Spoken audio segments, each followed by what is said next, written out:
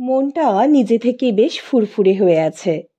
আকাশে কখনো মেঘ কখনো রোদ্দুর, এই অল্প স্বল্প বৃষ্টি, এই রোদ্দুর। প্রকৃতি জানান দিচ্ছে পুজো আসছে। ইন্দ্রাণীদি ছেলের কাছে গেছেন ব্যাঙ্গালোরে। রিনির মাসির শরীর খারাপ, উনি একা থাকেন, অবিবাহিত, তাই রিনি ওর দাদুর বাড়ি গেছে। আমার মনটাও একটু পরিবর্তন চাইছিল, তাই অ্যারো ডিটেকটিভ এজেন্সির দরজায় closed for next 7 days notice ঝুলিয়ে বাড়িতে বসে আছি। কোকোর সাথে খুনসুটি করছি, বাবার সাথে আড্ডা মারছি, আর মায়ের হাতের রান্না উপভোগ করছি। স্মার্টফোনে একটা সিনেমা দেখছিলাম, তো মোবাইলে একটা হোয়াটসঅ্যাপ মেসেজ এলো, রুম্পাদির মেসেজ। রুম্পাদি হলো আমার মাস্তুতো দিদি, মানে আমার মাসির মেয়ে। এই মাসি আবার আমার মায়ের জ্যাঠতুতো দিদি। এই রুম্পাদির বিয়ে হয়েছে বছর খানেক হবে, এই গেল শ্রাবণের আগের শ্রাবণে। দেখি আবার কি লিখেছে। দেখলাম বেশ লম্বা বক্তব্য পেশ করেছে। রিয়া, অনেক দিন হলো তোর সাথে কোনো যোগাযোগ নেই। তুই তোর কাজে ব্যস্ত থাকিস, আমিও আমার নতুন সংসার নিয়ে ব্যস্ত হয়ে পড়েছি। তুই তো জানিস আমার শাশুড়ি মা নেই, শ্বশুরমশাই আর তোর পার্থদা, এই আমার সংসার। ঘরের কাজের তেমন চাপ নেই। তোর পার্থদা 15 দিনের জন্য অফিস ট্যুরে যাচ্ছে, তুই যদি ফ্রি থাকিস চলে আয়। ছোটবেলার দিনগুলো মনে আছে তো, ওই রকমই আড্ডা মেরে কাটাবো। কি ভাবলি জানাস। মেসেজ পড়ে ছোটবেলার কথা মনে পড়ে গেল। আড্ডা, গল্প, দুষ্টুমি, ঘুরতে যাওয়া, সব ঘুরে আসাই মনস্থির করলাম। মা বাবাকে বলে বেরিয়ে পড়া গেল। বাসে উঠে হাওড়া স্টেশন, সেখান থেকে ট্রেনে চড়ে বসলাম। কলকাতা থেকে একটু দূরে একটা জেলা শহরে রুম্পাদির শ্বশুর বাড়ি। রুম্পাদির শ্বশুর মশাই শিবশঙ্কর মৈত্র জেলা আদালতের একজন প্রবীণ নামজাদা অ্যাডভোকেট। এখন অবসর প্র্যাকটিস করেন না। ট্রেনে আস্তে আস্তে পশ্চিম আকাশে টকটকে লাল অস্তায়মান সূর্যের দিকে আমার চোখ আটকে গেছিল। রুম্পাদির শ্বশুরমশাই স্টেশনে গাড়ি পাঠিয়ে দিয়েছিলেন। আমি ওদের বাড়ি পৌঁছলাম তখন শেষ বিকেল। শেষ বিকেলে রক্তিম আভায় ফুলের বাগান সহ দোতলা বাড়িটা ভারী মনোরম লাগলো। কাজের চাপে প্রকৃতির দিকে চাইতেই যেন ভুলে গেছিলাম। রুম্পাদি প্রথমেই আমাকে মেসোমশাই মানে ওর শ্বশুর মশাইয়ের ঘরে নিয়ে গেল। ভদ্রলোক একটা ইজি চেয়ারে বসে টিভি দেখছিলেন। আমি গিয়ে প্রণাম করলাম। মাথায় হাত দিয়ে আশীর্বাদ করে বললেন, রিয়া চ্যাটার্জি, রুম্পা তো খুব তোমার নাম করে, কদিন থাকবে তো, তোমার সাথে আমার খুব জমবে। তোমারও ক্রিমিনাল নিয়ে কাজ, আমারও তাই। বাবা, এ কদিন বাড়িতে কোনো ক্রিমিনাল নিয়ে আলোচনা হবে না, শুধু গল্প, আড্ডা, খাওয়া দাওয়া আর বেড়ানো, ব্যাস। না হলে কিন্তু আমি খুব রাগ করব। রুম্পাদি বলল।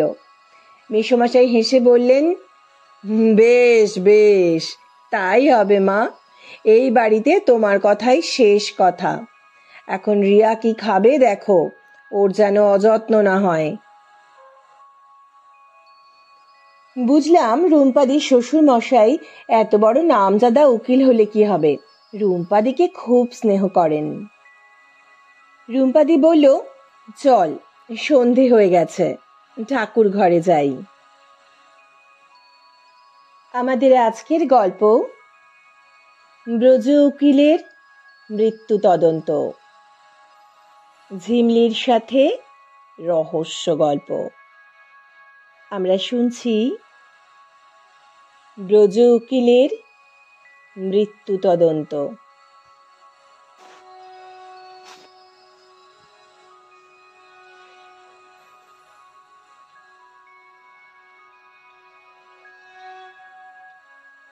তিনতলায় ঠাকুর ঘর।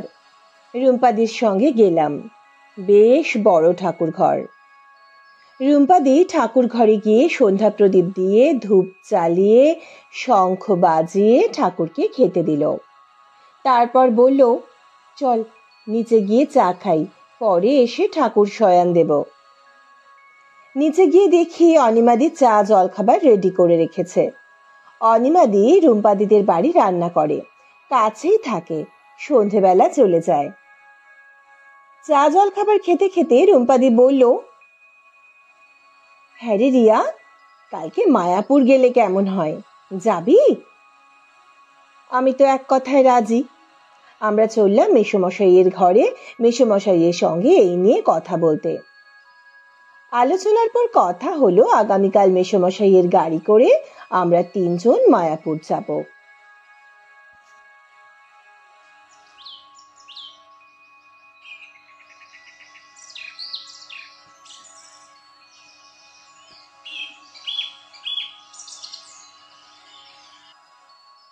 আমরা ভোরবেলা উঠে তৈরি হচ্ছি মায়াপুর যাবার জন্য। ভোরবেলা বেরোতে যে কি ভালো লাগে। এমন সময় অনাদি এসে দাঁড়ালো। অনাদি দিদি ভাইদের বাড়ি সব সময় থাকে। এই যে বৌদিমণি, বরদাদা বাবু ডাকতেছেন। দিদি ভাই বলল, দাঁড়া আসছি, বাবা কেন ডাকছেন দেখে আসি। দিদিভাই যখন ফিরল তখন মুখ খুব গম্ভীর। কি হয়েছে দিদি ভাই? বাবার সব থেকে প্রিয় বন্ধু ব্রজ কাকু নার্সিংহোমে ভর্তি, সিরিয়াস কন্ডিশন। কি হয়েছে কিছু জানিস দিদি ভাই? বাবা বললেন, কাকিমা বলেছেন নার্সিংহোম থেকে বলেছে উনি কোমায় চলে গেছেন। কখন হয়েছে এসব? শেষ রাতে। অসুস্থ ছিলেন? আমি জানতে চাইলাম। সেরকম কিছু না জানিস, আমাদের বাড়িতে তো আসেন, বয়স্ক মানুষ, প্রেশার সুগার ছিল কিনা জানা নেই, তবে আমাদের বাড়িতে চায়ে চিনি খান। বলেন, বৌমা বেশি করে দুধ, চিনি, চা পাতা, এলাচ দিয়ে ফার্স্ট ক্লাস 1 কাপ চা খাওয়াও দেখি, তোমার নিজের হাতে করা চা খাবো কিন্তু। কি ভরাট গলা!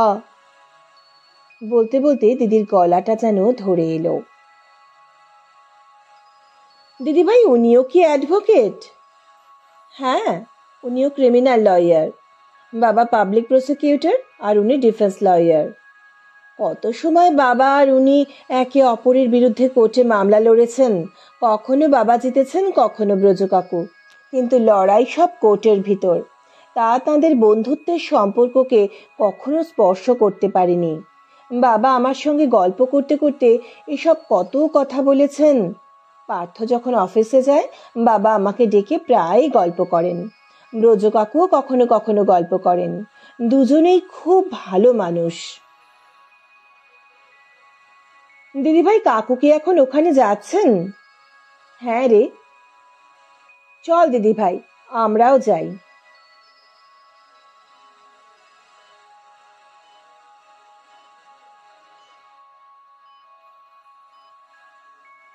নার্সিংহোমে গেলাম। ব্রজ কাকু তথা ব্রজগোপাল দত্তকে ভেন্টিলেশনে রাখা হয়েছে। সেখানে ব্রজ কাকুর মেয়ে জামাইকে দেখা গেল। পাড়ার কিছু মানুষজনও আছেন। আমরা কিছুক্ষণ বসে মেসোমশাইয়ের সাথে চলে এলাম ব্রজ কাকুর বাড়িতে। বাড়িতে ওনার স্ত্রী রয়েছেন, মিসেস বুলা দত্ত। খুবই ভেঙে পড়েছেন। মেসোমশাইকে দেখে কেঁদে ফেললেন। কি হলো বলুন তো দাদা, কোথা থেকে কি হয়ে গেল কিছুই তো বুঝতে পারছি না। আপনি শান্ত হন বৌদি, যতক্ষণ শ্বাস ততক্ষণ আস। ঈশ্বরকে ডাকুন, ব্রজ নিশ্চয়ই ভালো হয়ে যাবে। বৌদি, ব্রজর গতকাল ঠিক কি হয়েছিল বলুন তো? গতকাল সন্ধেবেলা আমাদের একজনের বাড়িতে নিমন্ত্রণ ছিল, সেখানে খাওয়া দাওয়া একটু অনিয়ম হয়েছিল, যা হয় আর কি। খাওয়া দাওয়ার পর ওর একটু অসুবিধে হচ্ছিল। তা যে বাড়িতে নিমন্ত্রণ ছিল সেই বাড়ির ভদ্রলোক ওকে একটা ওষুধ দিলেন। ওষুধ খেয়ে আমরা ফিরে আসি আমাদের গাড়ি করেই। বেশি দেরি করিনি, কিন্তু ও গাড়িতেই বমি করছিল। বিকাশ আমাদের নামিয়ে দিয়ে গাড়ি গ্যারেজ করে দিয়েছিল। কথার মাঝখানেই একটা গাড়ির শব্দ পাওয়া গেল। নার্সিংহোমে দেখা ব্রজ কাকুর মেয়ে বলাকা মুখে চাপা দিয়ে কাঁদতে কাঁদতে ঢুকলেন, সঙ্গে তার হাজবেন্ড বিনয়।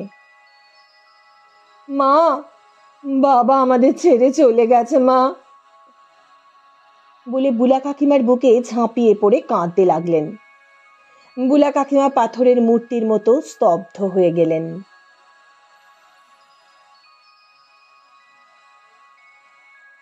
দিদি ভাইয়ের বাড়ি বেড়াতে এসে ওদের সমব্যথী হয়ে গেলাম। সবাই যখন কান্নাকাটি আর সান্ত্বনা দিতে আর নিতে ব্যস্ত, আমার সদা উৎসুক মন আমাকে বলল, চল রিয়া, একটু ঘুরে আসি। আমি উঠে পড়লাম। চলে এলাম রোজু কাকুর শয়ন কক্ষে। ঘরটা বেশ বড়, একটা কুইন সাইজের বেড, ঘরে বই রাখার দুটো আলমারি, তাতে আইনের বই আছে। আমি যে দরজা দিয়ে বেডরুমে ঢুকলাম সেটা ছাড়াও রুমের অন্য দিকে আর একটা দরজা আছে। সেটা দিয়ে গেলে আর একটা ঘর, ওটা লাইব্রেরি, শুধু বইয়ের আলমারি, একটা টেবিল আর দুটো চেয়ার আছে। লাইব্রেরিতেও অন্যদিকে আর একটা দরজা, সেই দরজাটা ভেজানো। খুলে দেখি ওদিক দিয়ে আর একটা সিঁড়ি নেমে গেছে বাগানে। মানে দোতলায় আসার দুটো সিঁড়ি।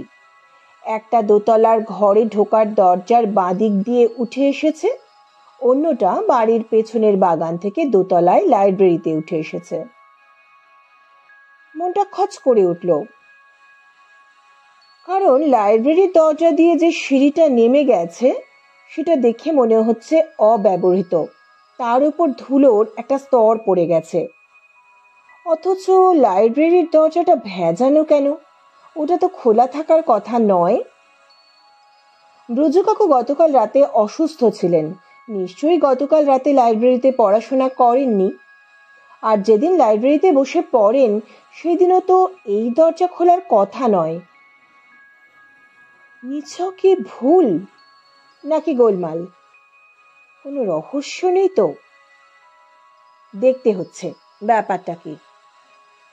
ব্রজ কাকুর শয়নকক্ষে ফিরে এলাম। ঘরে ডাস্টবিনটা ভালো করে ঘেঁটে দেখলাম। মাটিতে শুয়ে খাটের তলাটা চেক করলাম। উঠে দেখি কখন দিদি ভাই এসে দাঁড়িয়েছে। কি হয়েছে রে রিয়া, খাটের তলায় কি দেখছিস? এই তো দিদি ভাই, এমনি। এমনি দেখার মেয়ে তো তুই নোস, নিশ্চয়ই কিছু ব্যাপার আছে, আমাকে বল, আমি তোর সাথে আছি। দিদি ভাই, ব্রজ কাকুর লাইব্রেরি থেকে যে সিঁড়ি বাগানে নেমে গেছে তার দরজাটা ভেজানো ছিল, ছিটকিনি খিল দেওয়া ছিল না।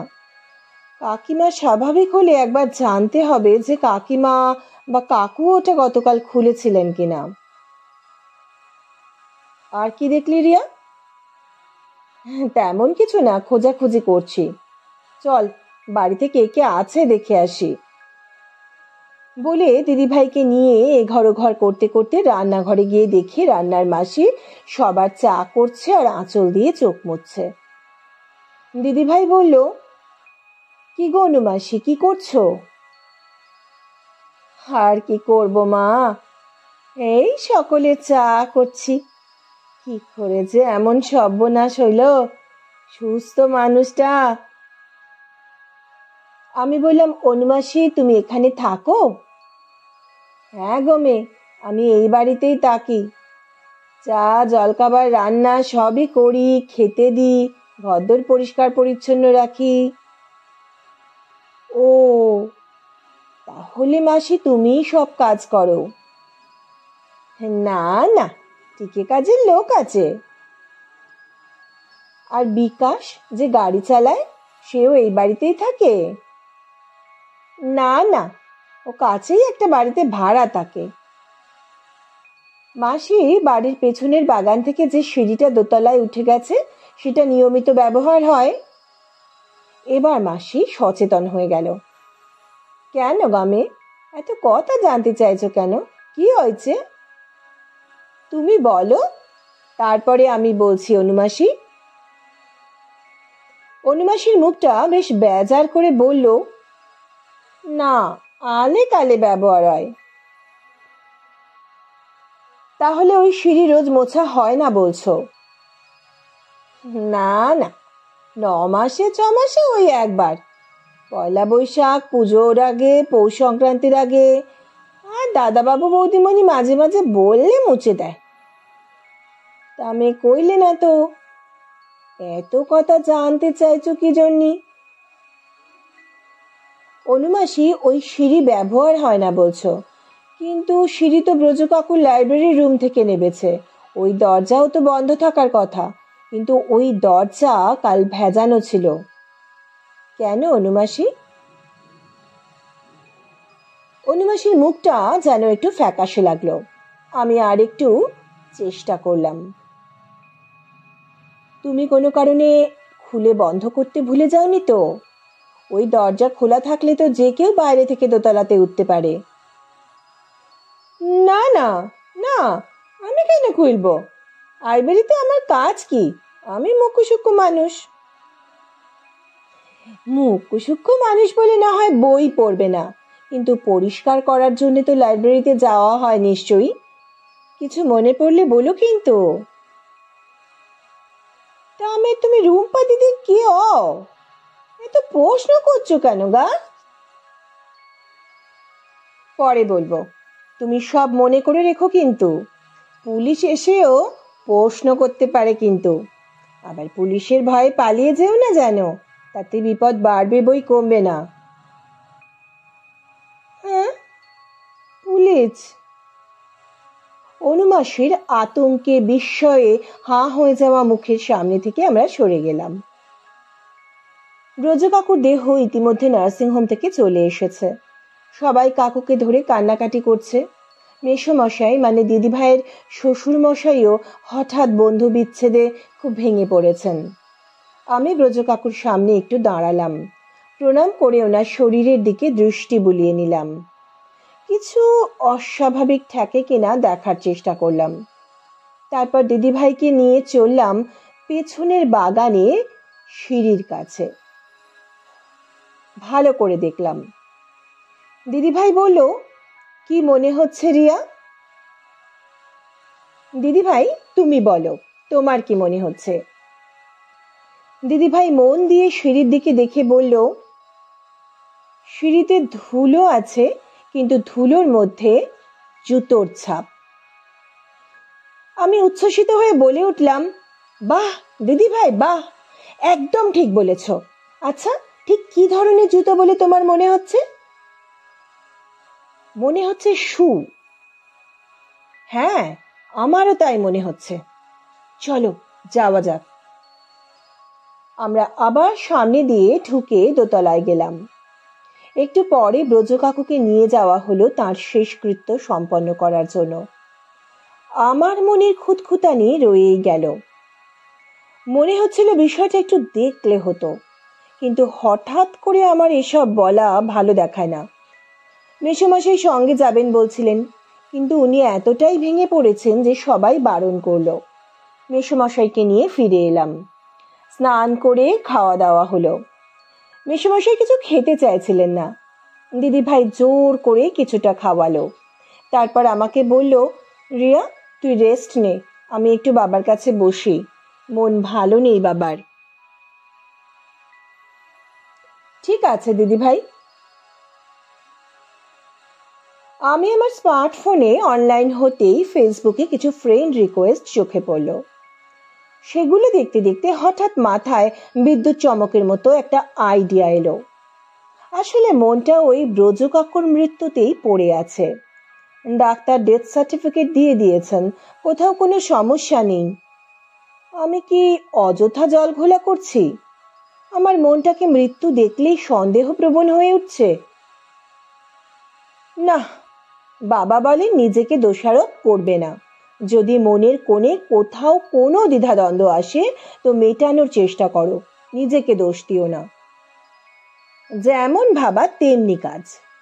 ব্রজগোপাল দত্ত লিখে ফেসবুকে সার্চ করলাম। ওই নামে মোট 6 জনকে পেলাম। সেখান থেকে ব্রজ কাকুর প্রোফাইলে টাচ করলাম।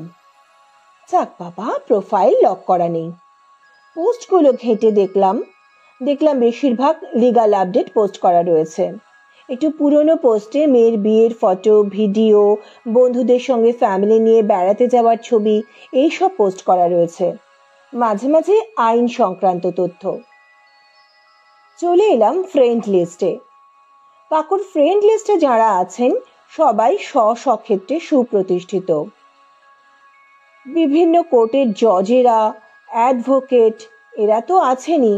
তাছাড়াও পেশাগতভাবে কেউ কেউ ডাক্তার, ইঞ্জিনিয়ার, মনস্তত্ত্ববিদ, কেউ সরকারি দপ্তরের উচ্চ পদে আসেন, কেউ আবার বড়সড় বেসরকারি সংস্থায় উচ্চ পদে কর্মরত। বুঝলাম সমাজের গণ্যমান্য ব্যক্তিরা ব্রজগোপাল দত্তের বন্ধুত্বের তালিকায় আছেন।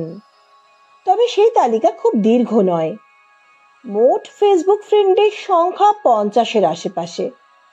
আমি বন্ধুদের তালিকায় যাদের প্রোফাইল লক করা নেই তাদের ইনফরমেশন চেক করছিলাম। ধীরে ধীরে বিকেল নেমে এলো।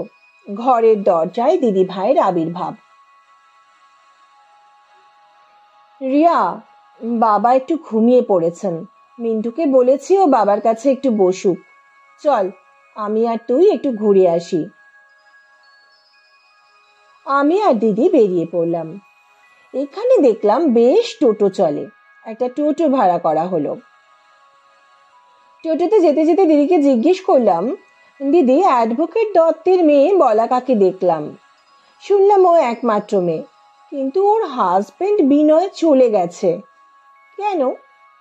এত বড় একটা ঘটনা, ওনাদের ছেলে নেই, বিনয়েরই তো থাকা উচিত ছিল। হ্যাঁ রে রিয়া, আমার বিয়ের কয়েক মাস আগেই বলাকার বিয়ে হয়। খুব শান্ত চাপা স্বভাবের মেয়ে, দত্ত কাকুর দু চোখের মণি। মেয়ের মুখ একটু শুকনো হলেও সহ্য হয় না তার। বিয়ের পর কোনো কারণে বিনয়ের সঙ্গে মনোমালিন্য হয়ে বাপের বাড়ি এসেছিল। বলাকা কিছু বলেনি, কিন্তু মেয়ের শুকনো মুখ কাকুর সহ্য হয়নি। উনি কিছু আন্দাজ করে বা কোথাও থেকে কিছু শুনে মেয়ের শ্বশুর বাড়ির নামে থানায় বধূ নির্যাতনের অভিযোগ আনেন। থানার পুলিশ অফিসার দত্ত কাকুকে চিনতেন। উনি বলাকা শ্বশুর বাড়িতে গিয়ে কথা বলে সমস্যা মিটিয়ে ফেলেন। আসলে সমস্যা তেমন কিছুই ছিল না, দত্ত কাকু অকারণেই উতলা হয়েছিলেন। বিনয় এসে বলাকাকে নিয়ে যায়, কিন্তু অকারণে পুলিশ কমপ্লেইন ওরা ভালোভাবে নেয়নি। সমাজে সকলেরই সম্মান থাকে, আর বধূ নির্যাতন, পুলিশ, এসব তো সম্মানহানি ঘটায়। তাই বিনয় আর আসতে চায় না, বলাকাও খুব কম আসে। ও আচ্ছা আচ্ছা আচ্ছা। এরপর স্থানীয় কিছু দর্শনীয় স্থান দেখে যখন ফিরছি তখন সন্ধে হয়ে গেছে।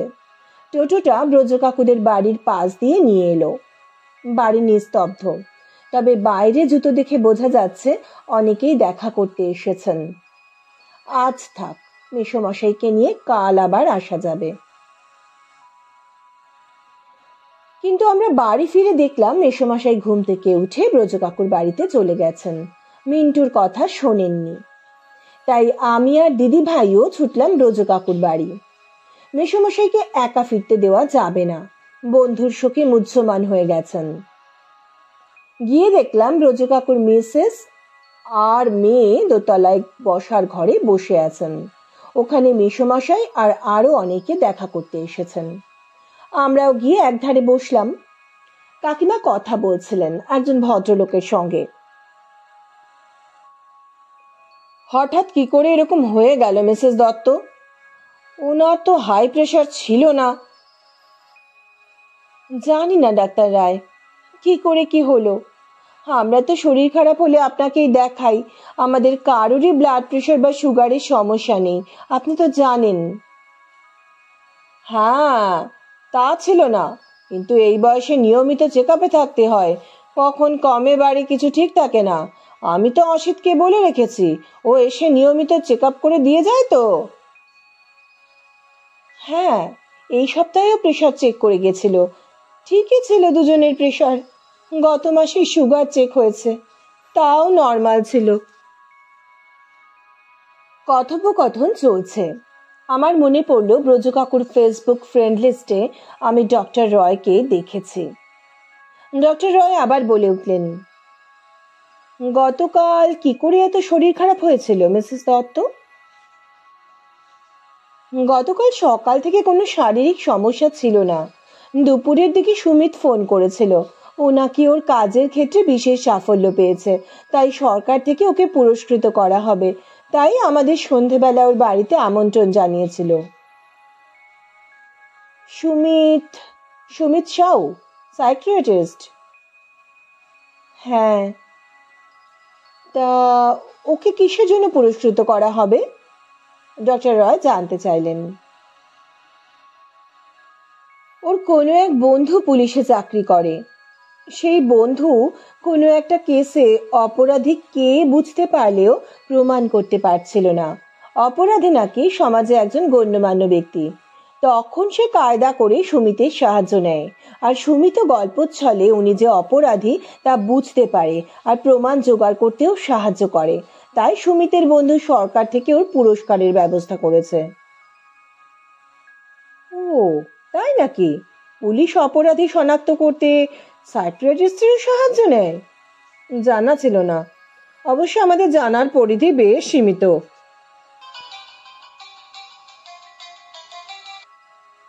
কথা বলতে বলতে ডক্টর রয়ের একটা ফোন এলো। Hello, doctor Roy here.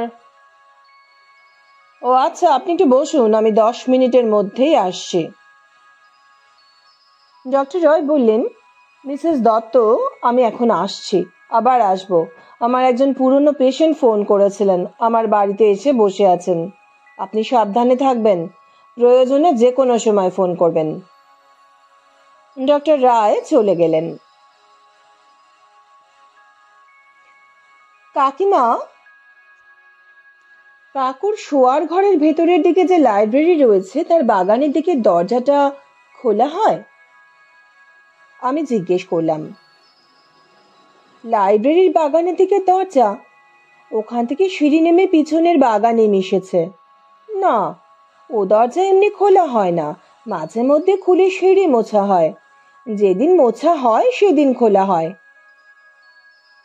গতকাল কি সিঁড়ি মোছা হয়েছিল? গতকাল? কই না তো।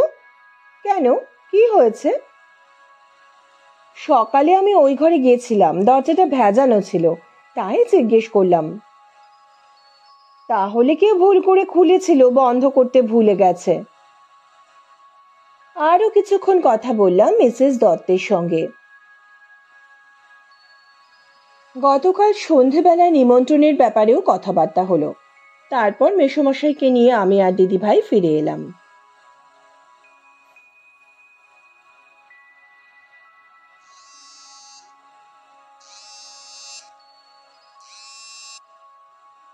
হ্যালো, স্পিকিং ফ্রম মনের কথা। হ্যালো, আমি একটা অ্যাপয়েন্টমেন্ট চাই। নাম বলুন। মিসেস মলি মুখার্জি। কাল সকাল 11টা চলে আসুন। ওকে, থ্যাংক ইউ। আচ্ছা, আমি ডক্টর সুমিত সাউকে দেখাতে চাই। উনি আগামীকাল থাকবেন তো? হ্যাঁ, থাকবেন, আপনি আসুন।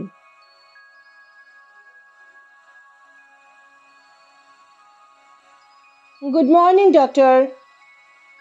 গুড মর্নিং মিসেস মুখার্জি, আসুন, প্লিজ টেক ইউর সিট। বলুন, আপনার সমস্যা কি? সমস্যা বলছি। আমি আমার হাজবেন্ডকে একদম বিশ্বাস করতে পারছি না। সব সময় মনে হচ্ছে ও আমাকে মেরে ফেলবে। ও, কিন্তু এরকম মনে হওয়ার কারণ কি? উনি আপনার সঙ্গে কি খুব রুড বিহেভিয়ার করেন? একদমই নয়, আর সেজন্যই তো আপনার কাছে আসা। আচ্ছা মিসেস মুখার্জি, আপনার শ্বশুর বাড়িতে কে কে আছেন? আমি আর আমার হাজবেন্ড থাকি। আমার শ্বশুর বাড়ি সবাই দুর্গাপুরে থাকে। আপনার হাজবেন্ডের প্রফেশন? রেলে চাকরি করে। আচ্ছা, আপনার সঙ্গে আপনার হাজবেন্ডের সম্পর্ক কেমন, একটু বিশদে বলুন। খুবই ভালো, ও খুব কেয়ারিং, আমার খুব যত্ন নেয়। অফিস থেকে ফেরার সময় হাতে কিছু না কিছু গিফট থাকে, কিন্তু আমার খালি মনে হয় এই সবই ওর অভিনয়। এত মিষ্টি ব্যবহারের পিছনে নিশ্চয়ই কোনো উদ্দেশ্য আছে। মনে মনে নিশ্চয়ই কোনো প্ল্যান করছে আমাকে মেরে ফেলার। আপনার এরকম অহেতুক সন্দেহের কারণ কি? আপনার হাজবেন্ডের বিয়ের আগে অন্য কোনো সম্পর্ক ছিল আপনার জানা আছে? না, সেরকম তো কিছু শুনিনি। এখন মানে এখন আপনার মনে হয় যে ওনার এক্সট্রা ম্যারিটাল অ্যাফেয়ার আছে? না, সেরকমও তো কিছু মনে হয় না। ঠিক সময়ে বাড়ি ফিরেও যে ফোনে ব্যস্ত থাকে তাও নয়, এসে টিভি দেখে, কখনো আমাকে নিয়ে ঘুরতেও বেরোয়। তাহলে আপনার এরকম মনে হচ্ছে কেন? আপনি কি খুব টিভি সিরিয়াল বা সিনেমা দেখেন যেখানে স্বামী স্ত্রীর সম্পর্কে খুব টানাপোড়েন আছে, যেখানে হাজবেন্ড ওয়াইফকে টর্চার করে বা মার্ডার করার চেষ্টা করে বা মার্ডারের প্ল্যান করে? তা ডক্টর, টিভি আমি একটু বেশি দেখি। ও অফিসে চলে গেলে ঘরের কাজ ছেড়ে টিভি দেখতে বসে পড়ি। আপনি জানেন, আমার সন্দেহ এমন জায়গায় পৌঁছেছে আমি একজন অ্যাডভোকেটের কাছেও চলে গেছিলাম। সে কি? কেন? ডিভোর্স করার জন্যে? সে ডিভোর্স তো পরের ব্যাপার। আমার মনে হচ্ছে ও একটা ক্রিমিনাল। আমার খুব অসহায় লাগছে, তাই অ্যাডভোকেট আমার সঙ্গে কথা বলে আপনার কন্ট্যাক্ট নাম্বার দিয়ে আপনার সঙ্গে যোগাযোগ করতে বললেন। ও, অ্যাডভোকেটের নাম? মিস্টার ব্রজগোপাল দত্ত। মিস্টার দত্ত? আপনি কবে গেছিলেন? আপনি কি জানেন উনি আর নেই?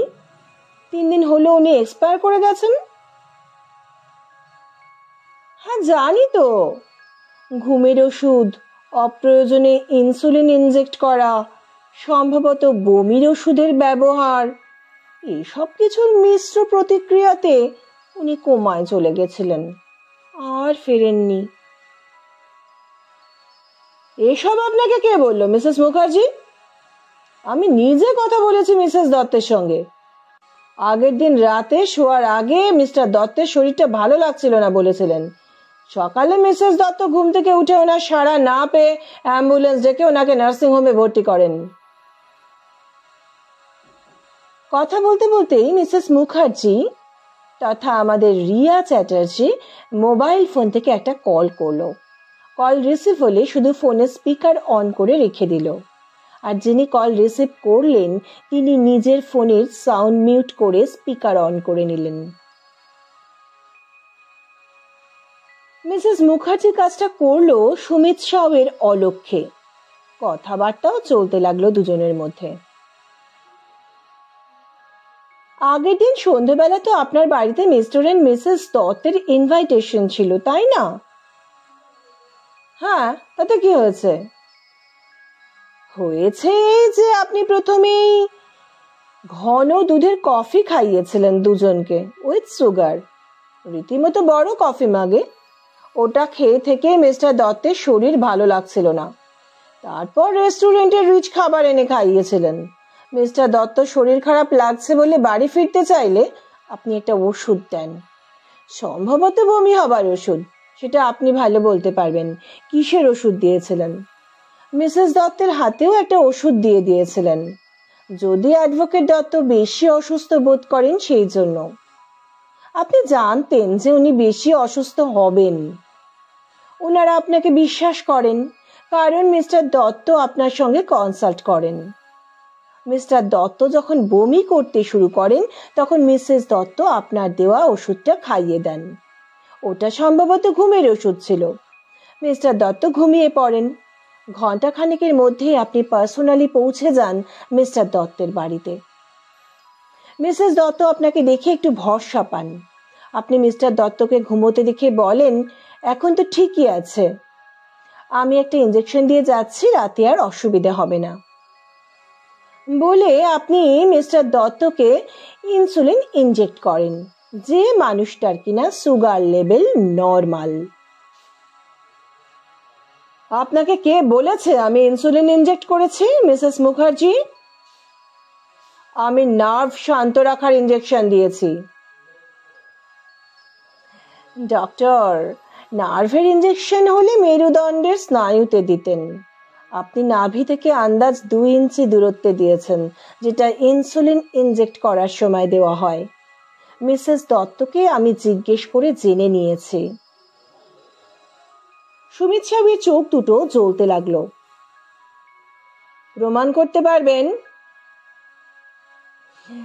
আপনি ভুলে যাচ্ছেন, ইনজেকশন আপনি মিসেস দত্তের সামনেই দিয়েছিলেন। আমি ওনার থেকেই জেনেছি আপনি নাভির কাছে ইনজেকশন দিয়েছিলেন।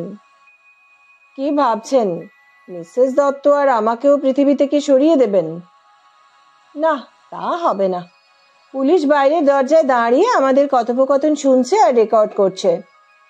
সিরিঞ্জার ইনসুলিনের শিশি আপনি নিজের ব্যাগে ভরে নিয়েছিলেন। অবশ্য ওটা ইনসুলিনের শিশি কিনা তা মিসেস দত্ত বলতে পারেননি, লেবেল ছেঁড়া ছিল। আপনাকে তো জবাবদিহি করতে হবে, কেন আপনি সিরিঞ্জার মেডিসিন নিজের ব্যাগে করে ফেরত এনেছিলেন। মিসেস দত্তকে যে মেডিসিনটা খাওয়াতে দিয়েছিলেন সেটার কভারটা আছে, আর আপনি আপনার বাড়িতে যে ওষুধটা খাইয়েছেন সেটা ঘুমের ওষুধ না বমির ওষুধ সেটা পুলিশ আপনার থেকে ঠিক জেনে নেবে, আপনি চিন্তা করবেন না। বলতে বলতে লোকাল থানার পুলিশ অফিসার আরো 4 জন পুলিশকে সঙ্গে নিয়ে ঘরে ঢুকে পড়লেন এবং সুমিত সাউকে অ্যারেস্ট করার অর্ডার দিলেন। অফিসার, আপনার কাছে একটা অনুরোধ। আমার এখনো কিছু জানার আছে সুমিতের থেকে। কাইন্ডলি আর একটু সময় আমি কথা বলতে চাই। Sure ma'am, sure, take your time. Sumit, ঘটনার পারস্পর্য বিচার করে আমি বুঝতে পেরেছি এই কাজ আপনার, কিন্তু যেটা আমার জানা হয়নি কেন এই কাজ করেছেন। অপরাধীকে ধরতে মোটিভ বুঝতে হয়, কিন্তু অ্যাডভোকেট দত্ত যেদিন এক্সপায়ার করেন সেদিন সকালে ওনার বাড়িতে গিয়ে আমার কিছু জিনিস অস্বাভাবিক থাকে, সেগুলোর উত্তর বার করতে গিয়েই আপনার অপরাধ আমার চোখে পরিষ্কার হয়ে যায়। এখন এই অপরাধের কারণটা আপনি বলুন। আবার জ্বলে উঠল সুমিতের চোখ, তারপর শান্ত হয়ে গেল। বলতে শুরু করলেন, আমার বাবা একটা বিখ্যাত বেসরকারি ব্যাংকে কর্মরত ছিলেন। আদ্যপান্ত শান্ত, নির্লোভ, সৎ একজন মানুষ। না দেখলে বুঝতে পারবেন না আমার বাবা কতটা ভালো ছিলেন। হঠাৎ একদিন একটা বিশাল অঙ্কের ক্যাশ টাকার গরমিল হয়। ব্যাংক বন্ধ হলে বাবা নিজে হাতে টাকা আলমারিতে রেখে চাবি দিয়েছিলেন। পরদিন ওই টাকা আলমারিতে ছিল না। ওই আলমারির চাবি বাবার কাছে আর বাবার একজন সিনিয়রের কাছে থাকতো। অন্যদিন বাবা সবার আগে অফিসে পৌঁছতেন। ঘটনার পরের দিন বাবার সিনিয়র স্টাফ বাবার আগে পৌঁছে গেছিল। বাবা ঢুকতেই বাবাকে চার্জ করেন। বাবা হতবাক হয়ে যান, সবকিছু অস্বীকার করেন। তখন ব্যাংকের ম্যানেজারকে ডেকে বাবাকে অপমান করে চাকরি থেকে বরখাস্ত করা হয়। বাবা খুব ভেঙে পড়েন। এই বদনাম নিয়ে কোথাও আর চাকরি পাবেন না। কিন্তু আমার মা এই ঘটনা মেনে নেননি। বলেছিলেন এইভাবে শুধু মুখের কথায় চাকরি থেকে বরখাস্ত করলো। অত টাকা যদি কেউ চুরি করে রাখবে কোথায়? তুমি কোর্টে যাও, নিশ্চয়ই কিছু ব্যবস্থা হবে। ব্যাংকের হয়ে লড়েছিলেন এই অ্যাডভোকেট ব্রজগোপাল দত্ত। লোকটা হয় কি নয় করতে পারে। আমরা কেস হেরে গেলাম। টাকা পয়সা, মান সম্মান সব হারিয়ে বাবা ওই দিন রাতেই আত্মহত্যা করেন। তখন আমি ক্লাস 10।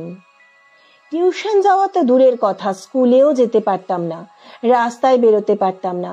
সবাই কি ছোট নজরে দেখতো।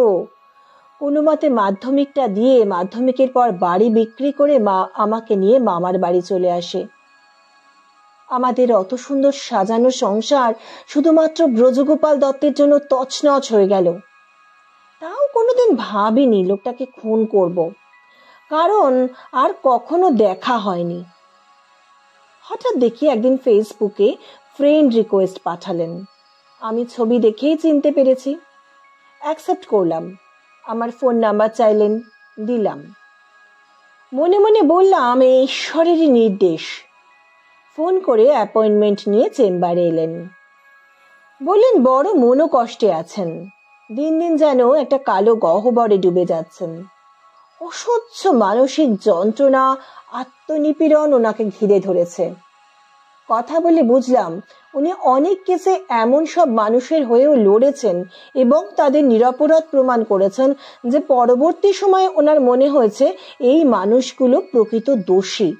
এদের নিরপরাধ প্রমাণ করে তিনি যে শুধু নির্দোষ মানুষদের প্রতি অন্যায় করেছেন তাই নয়, সমাজেরও বিরাট ক্ষতি করেছেন। আর এই কারণেই তিনি মানসিক কষ্টে শেষ হয়ে যাচ্ছেন। এই মানসিক অবস্থা থেকে মুক্তি চাইছিলেন উনি, তাই আমার সঙ্গে যোগাযোগ করেছিলেন। আমার মনে হয়েছিল ভাগ্য ওনাকে আমার কাছে টেনে এনে ফেলেছে। এই সুযোগের সদ্ব্যবহার করে আমার পরিবারের প্রতি আমি সুবিচার করেছি বলেই মনে করি। সুমিত থামল। সুমিত, আপনারও আপনার পরিবারের প্রতি অন্যায় হয়েছে সন্দেহ নেই, কিন্তু আপনার প্রতিশোধ নেওয়ার পদ্ধতিও ঠিক নয়। আপনি একটা মানুষকে এভাবে মারতে পারেন না। মানুষটা ট্রিটমেন্টের কাছে জন্যই আপনার কাছে এসেছিলেন। এর শাস্তি আপনাকে আদালত দেবে। পুলিশ অফিসার সুমিত সাউকে নিয়ে চলে গেলেন। আমাকে পৌঁছে দিলেন অ্যাডভোকেট শিবশঙ্কর মৈত্র মানে রুম্পাদির বাড়ি। আমি বাড়ি ঢুকতে দিদিভাই বলল, বাবা ডাকছেন, চল। হ্যাঁ চলো। মেসোমশাই তো লোকাল থানায় কথা বলে ব্যবস্থা করে দিলেন, তাই চটপট থানা থেকে স্টেপ নিল। মেসোমশাইয়ের কাছে যাবার পর মেসোমশাই বললেন, ব্রাভো রিয়া, ব্রাভো, দারুণ কাজ করেছো, কিন্তু অপরাধী তো ধরা পড়ে গেছে। তুমি এখনো ব্রজগোপালের বাড়ি পুলিশ পোস্টিং রেখে দিয়েছো কেন? মেসোমশাই, কাকিমা মানে মিসেস দত্তের সুরক্ষার কথা ভেবেই। মেসোমশাই, অ্যাডভোকেট দত্তের লাইব্রেরি রুম থেকে যে সিঁড়িটা পেছনের বাগানে নেমে গেছে সেই সিঁড়িতে শুয়ের দাগ ছিল, আর লাইব্রেরি রুমের সিঁড়ির দিকে দরজাটাও ভেজানো ছিল। ওটা সুমিত সাউয়ের কাজ নয়। সুমিত সাউ যতক্ষণ ব্রজকাকুর ঘরে ছিলেন মাসিমাও ছিলেন, সুতরাং দরজা সুমিত সাউ খুলে রাখেনি। ওই দরজা এমন কেউ খুলে রেখেছিল যে অন্য একজনকে সকলের অজান্তে ব্রজকাকুর ঘরে ঢুকতে, হয়তো খুন করতে সাহায্য করতে চেয়েছিল। কিন্তু ব্রজকাকুর মৃত্যু হয় সুমিতের হাতে।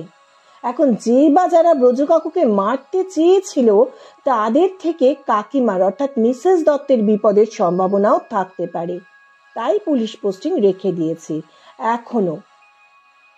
ওই বাড়িতে এখন আমরা যাব, চলুন।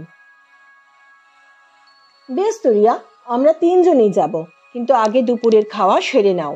আমি বৌদিকেও বলে দিচ্ছি খেয়ে নিতে, আমরা একটু পরেই যাচ্ছি। দুপুরের খাওয়া চটপট সেরে আমরা পৌঁছে গেলাম অ্যাডভোকেট দত্তের বাড়ি। গেটের বাইরে পুলিশ প্রহরা আছে, বাড়ির ভেতরেও আছে। আমরা দোতলায় কাকিমার ঘরে গেলাম।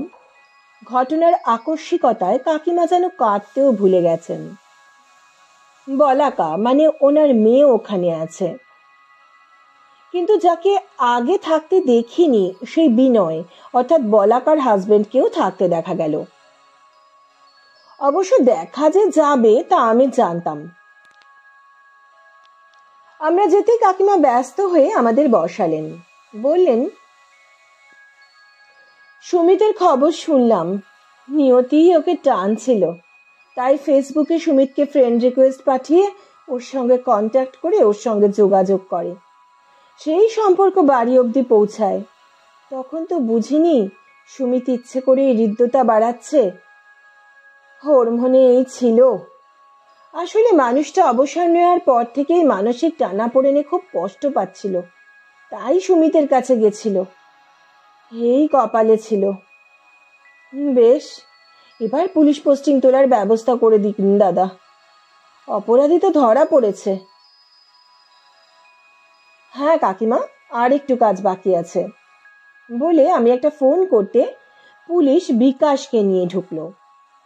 সেই দৃশ্য দেখে অনুমাসি হাউমাউ করে কেঁদে উঠল। এ কি, এসব কি হচ্ছে? কিছুই তো বুঝতে পারছি না। অনু, তুমি কাঁদছো কেন? রিয়া, বিকাশকে পুলিশ ধরেছে কেন?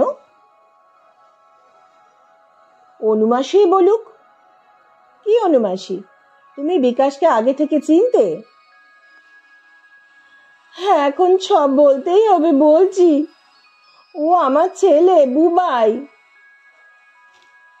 সে কি? কই আগে বলনি তো, কেন? মিসেস দত্ত বললেন। অনুমাসি চুপ করে রইল।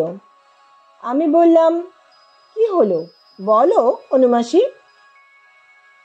তুমি বলো মেয়ে। বিকাশ? ও না না, বুবাই, তুমি বলো। বুবাই বলতে লাগলো, আমি তখন খুব ছোট, 4 কি 5 বছর বয়স হবে আমার। এখানে ভাড়া এসেছিলাম। খুব গরিব, কিন্তু বাবা খুব পরিশ্রম করত। মাকে বাইরে কাজ করতে দিত না। বাবা রিক্সা চালাতো, তবে দত্তবাবুর 5 ফরমাস খাটতো বেশি, ওটাই ফিক্সড ইনকাম ছিল। ওনার সঙ্গে বাজার যাওয়া, দোকান যাওয়া, সব এনে ঘরে দিয়ে যাওয়া, বাগান পরিষ্কার করা, মাঝে মাঝে ঘরে ফার্নিচার মোছা, সব কাজ করত, ঘরও ঝেড়ে দিত। ভালোই কাটছিল, আমরা খুব খুশি ছিলাম। আমি কাকিমার মুখটা দেখছিলাম। আস্তে আস্তে শুধু বললেন, হ্যাঁ বিমল, সে তো অনেক বছর আগের কথা। বুবাই বলে চলল, কপালে খুশি বেশি দিন টিকলো না। 7-8 মাস পর, ঠিক পুজোর আগে, দত্তবাবু সন্ধেবেলা বাবাকে ডেকে পাঠালেন। সেদিন বাবা এই বাড়িতে সকাল থেকে ঘর ঝাড়াঝাড়ি, ফার্নিচার মোছা, বাগান পরিষ্কার করা সব করে সবে বিকেলে বাড়ি গিয়ে স্নান করে চা খেয়ে শুয়েছে। মা ভাত খেতে বলল। বাবা বলল, বাবুদের বাড়ি ভাত খেয়েছি, আর খাবো না। শুয়ে শুয়ে মায়ের সাথেই কথা হচ্ছিল, এনারা কত ভালো লোক। একটা ছেলে এসে বলল দত্তবাবু ডাকছেন। বাবা তো তাড়াতাড়ি এলো, ফিরল মারধর খেয়ে। দত্তবাবুর গলায় একটা মোটা সোনার চেন ছিল, সেটা উনি খুলে রেখেছিলেন, সেটা পাওয়া যাচ্ছে না। বাবা ওই দিন ঘর পরিষ্কারের কাজ করেছিল। দত্তবাবুর দৃঢ় বিশ্বাস ছিল বাবাই ওটা নিয়েছে। বাবা অস্বীকার করায় বাবাকে চড়, থাপ্পড়, কিল, ঘুষি সবই খেতে হয়েছে। শুধু তাই নয়, পাড়ার লোকজনকেও বলেছেন, তারাও মেরেছে। আর বলেছে, এই তো কয়েক মাস ভাড়া এসেছে, আপনারা উচিত হয়নি এত বিশ্বাস করা। বাবাকে ধমক দিয়ে বলা হয়েছিল রাতারাতি এলাকা ছেড়ে চলে যেতে। বাড়িওয়ালাও ঘাড় ধাক্কা দিল। আমরা সেই রাতেই জিনিসপত্র নিয়ে চলে যাই। গরিব মানুষ, কটা জিনিস। কিন্তু বিকাশ, সেই সোনার হার আমরা পেয়েছিলাম, গাড়ির সিটে আটকে ছিল। তোমাদের অনেক খোঁজ করা হয়েছিল, বিমলের অনেক খোঁজ করেছিল ও, আমরা পাইনি। মিসেস দত্ত বললেন, গরিব মানুষের কি আর ঠিকানা থাকে ম্যাডাম?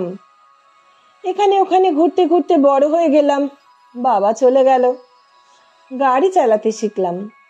এত বছর বাদে মাকে বললাম, চলো সেই জায়গায় একবার ফিরে যাই, দেখি কে কেমন আছে। তাই এখানে এসে ভাড়া নিলাম। প্রতিশোধ স্পৃহা যে মনের মধ্যে ছিল না তা নয়। আমি আপনাদের বাড়ি গাড়ি চালানোর কাজ পেলাম, মা আপনাদের বাড়ি কাজের খোঁজে এসে কাজ পেল, থাকার জায়গা পেল। মনের রাগ আস্তে আস্তে নিভে গেল। মনে পড়লো জীবনের ওই 8টা মাস জীবনের সেরা সময় ছিল, আপনাদের উপহার দেওয়া। আমরা খুব ভালো ছিলাম ওই সময়ে। ওই দিন সুমিত সাউয়ের বাড়ি থেকে ফেরার সময় যখন দত্ত স্যার বমি করছিলেন, আমার খুব কষ্ট হচ্ছিল, বাবার কথা মনে হচ্ছিল, কিন্তু কিছু বলিনি, বেশি কথা বলতে ভয় লাগে। বাড়ি ফিরে মাকে ফোন করে স্যার কেমন আছেন জানতে চেয়েছিলাম। মা বলল ভালো নেই, সুমিত সাউ এসেছিলেন, কি একটা ইঞ্জেকশন দিয়ে গেছেন। আমার খুব দেখতে ইচ্ছে করছিল স্যারকে। বাবার হাতে বিস্কুট, লজেন্স প্রায় পাঠাতেন, বাড়িতে ভালো রান্না হলেও আমার জন্য পাঠাতেন। সবই মনে পড়তে লাগলো, কিন্তু সাহস হলো না দেখতে আসার। তাই মাকে বলেছিলাম স্যারের লাইব্রেরির দরজাটা খুলে রাখতে, আমি সুযোগ মতো পেছনের সিঁড়ি দিয়ে উঠে দেখে আসব। বাড়ি অন্ধকার হলে আমি এসেছিলাম। স্যার ঘুমিয়েছিলেন। কিছুক্ষণ দাঁড়িয়ে চলে গেছি। খুব কষ্ট হচ্ছিল। আমার মা বোধহয় ঘুমিয়ে গেছিল, তাই দরজা বন্ধ করতে পারেনি।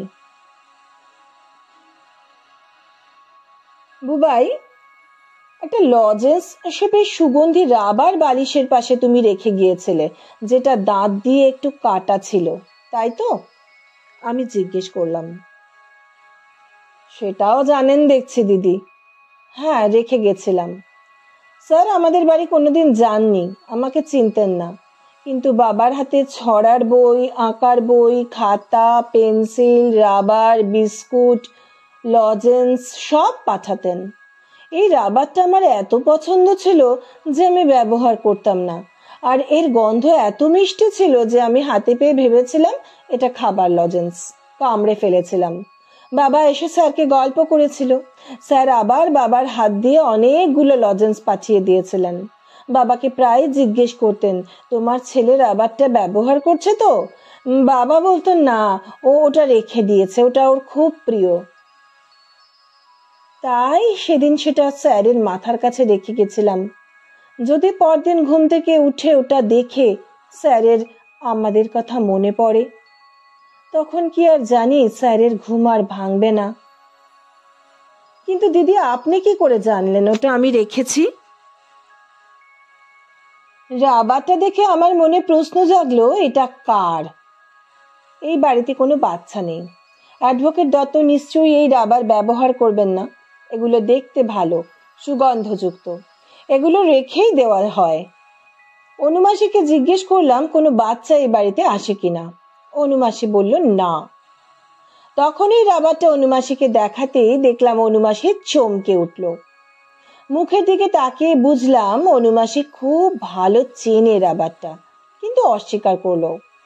তখন অ্যাডভোকেট দত্তর মৃত্যু নিয়ে সন্দেহ, পুলিশি তদন্ত, এই বিষয়গুলো বুঝিয়ে কিছুটা ভয় দেখাতে অনুমাসী সব বলল। এতক্ষণ ধরে বুবাই তুমি যা বললে, অব্যবহৃত সিঁড়িতে শুয়ের ছাপ আর ভেজানো দরজা আমার মনকে ব্যস্ত করেছিল।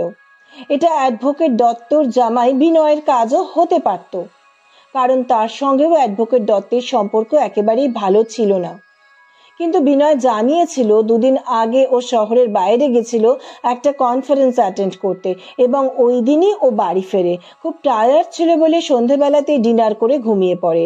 পরের দিন বলাকার কান্নায় ঘুম ভাঙলে বলাকাকে নিয়ে সোজা নার্সিংহোমে যায়। তবুও বক্তব্যের সত্যতা যাচাই করতেই হয়। তবে এই সুগন্ধিত রাবার আমার কাজ সহজ করে দিয়েছে। তবুও বুবাইকে এখানে ডেকে পাঠানোর জন্য যে পুলিশের সাহায্য নিয়েছি, তার কারণ বুবাই কি উদ্দেশ্যে সেদিন পেছনের সিঁড়ি ব্যবহার করেছিল সেটা জানার দরকার ছিল। তাহলে কাকিমা, অপরাধী ধরা পড়েছে। এবার আমরা আসি। আপনি সাবধানে থাকবেন। আর বলাকা, এখন তো তোমার বাবা নেই, তুমি তোমার মায়ের যত্ন নিও। বাড়ি ফিরে দিদিভাই বলল, দত্ত কাকুর কাজ না মেটা পর্যন্ত কোথাও যাওয়া ভালো দেখায় না। তুই আর কটা দিন থেকে যা, সব মিটলে সবাই মিলে মায়াপুর যাব। আমি বললাম, দিদিভাই পরের বার, কাজ মিটতে কিছুদিন লাগবে। আমি এজেন্সিতে 7 দিনের জন্য বন্ধ নোটিশ দিয়ে এসেছি। Mayapur next time. মেসোমশাই বললেন, দেখলে তো রুম্পা মা, তুমি যতই বলো, রিয়ার কপালে ক্রিমিনাল ঠিক জুটেই যায়। ওই যে কথায় আছে না, ঢেকি স্বর্গে গেলেও ধান ভানে। বন্ধুরা, আজকের গল্প এখানেই শেষ হলো।